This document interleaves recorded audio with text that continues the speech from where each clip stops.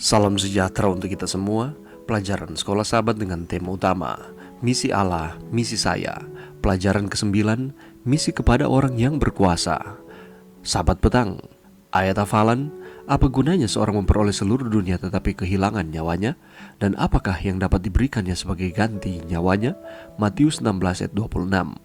Walaupun ditulis bertahun-tahun yang lalu, kitab suci, firman Allah adalah pernyataan kebenaran Allah bagi dunia kita.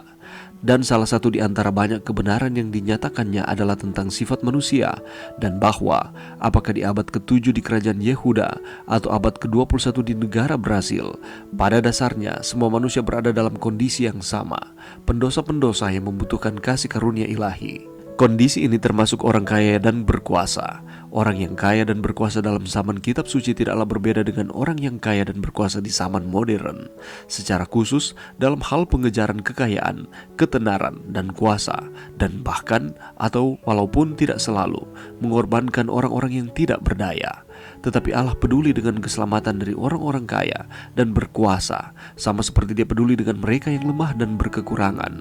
Kitab suci menyediakan beberapa contoh yang mencolok dari tokoh-tokoh kitab suci yang berkuasa atau kaya atau kedua-duanya, dan bagaimana Allah menggunakan mereka untuk menjadi berkat bagi bangsa-bangsa. Sebagai contoh, Abraham, Ishak, Ayub, Salomo, dan Yusuf. Pekan ini kita akan mencari tahu misi Allah untuk orang kaya dan orang berkuasa. Mari kita telusuri bersama di saat kita melihat bagaimana Allah menjangkau beberapa dari orang-orang ini, dan bagaimana Dia juga memanggil dan mempersiapkan anggota gereja untuk menjadi satu saksi bagi mereka di dunia saat ini. Ayat hafalan pekan ini adalah bagian dari pengajaran Yesus tentang harga menjadi muridnya. Dalam pengajarannya tentang pemuridan, Yesus tetap menyebutkan perlunya memperhitungkan harga mengikut Dia yang mungkin mahal.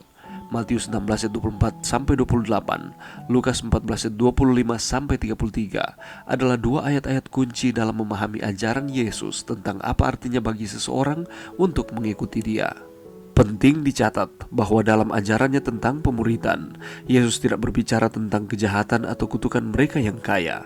Dia hanya memperingatkan kita agar tidak membiarkan harta menghalangi pengejaran kita atau kekekalan bersamanya.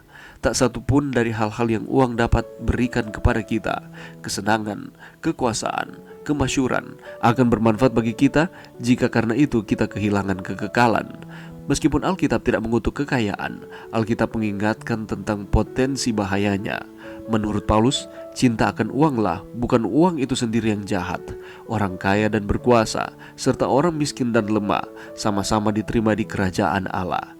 Seperti yang disadari Petrus di rumah Kornelius, bahwa Allah tidak membeda-bedakan orang. Setiap orang dari bangsa manapun yang takut akan Dia dan yang mengamalkan kebenaran berkenan kepadanya. Tuhan memperhatikan keselamatan orang kaya dan penguasa sama seperti Dia memperhatikan orang miskin dan lemah. Saudaraku, di minggu yang akan berjalan ini, kita kembali akan dikuatkan dengan firman Tuhan lewat pelajaran Sekolah Sahabat. Dan pelajaran Sekolah Sahabat kita telah memasuki pelajaran yang ke-9, misi kepada orang yang berkuasa. Kita akan melihat beberapa contoh di dalam firman Tuhan. Ada orang-orang yang berkuasa di zamannya. Kita akan melihat latar belakang kehidupan mereka, apa yang mereka lakukan, dan bagaimana misi disampaikan kepada mereka. Kita akan belajar bersama kehidupan dari Nebukadnezar. Kita akan melihat bagaimana Allah menjangkau akan hati Nebukadnezar dalam Daniel pasal 4. Dan apa jadinya ketika misi disampaikan kepadanya? Apakah Nebukadnezar mengalami pertobatan ataupun sebaliknya? Kita juga akan melihat pelajaran mengenai Naaman dan Nikodemus. Kita akan mempelajari bersama apa yang terjadi kepada Naaman dan bagaimana caranya Allah menjangkau akan hati Naaman, dan apakah pergumulan yang dihadapi oleh Naaman ketika mendapatkan tantangan di dalam kehidupannya. Begitu pula dengan Nikodemus, peristiwa ketika Nikodemus datang bertemu dengan Yesus.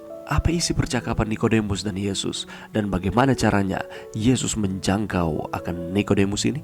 Dan kita akan pelajari bersama-sama mengenai misi kepada orang kaya, terlebih khusus kepada seorang yang bernama Sakeus.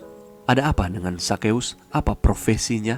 Dan bagaimana kehidupan Sakeus selanjutnya ketika Yesus datang mengunjunginya? Bagaimana caranya supaya kita dapat menjangkau orang-orang yang berkuasa di sekitar kita?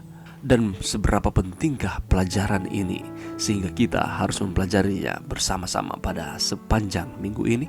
Untuk mendapatkan jawaban dari pertanyaan-pertanyaan ini, mari kita kembali meluangkan akan waktu kita walaupun hanya sejenak di tengah-tengah kesibukan saudara dan saya. Mari kita mempelajari pelajaran Sekolah Sabat, pelajaran yang ke-9 ini, sehingga kita akan terus memperoleh manfaatnya. Kita akan terus setia kepada Tuhan. Kita akan terus semangat di dalam misi yang Tuhan percayakan bagi masing-masing kita sesuai dengan karunia kita masing-masing. Mari berdoa. Terima kasih Tuhan atas firman-Mu pada saat ini, dan bantu kami untuk dengan tekun kembali mempelajari pelajaran Sekolah Sabat, pelajaran yang ke-9. Kami dapat memperoleh manfaatnya. Kami akan terus setia kepada Tuhan. Kami akan terus dikuatkan untuk kami dapat menjadi perpanjangan tangan Tuhan, menyampaikan kabar baik keselamatan kepada setiap orang. Terlebih khusus pada minggu ini kami akan pelajari kepada mereka yang berkuasa. Ini doa kami Tuhan di dalam nama Yesus. Amin.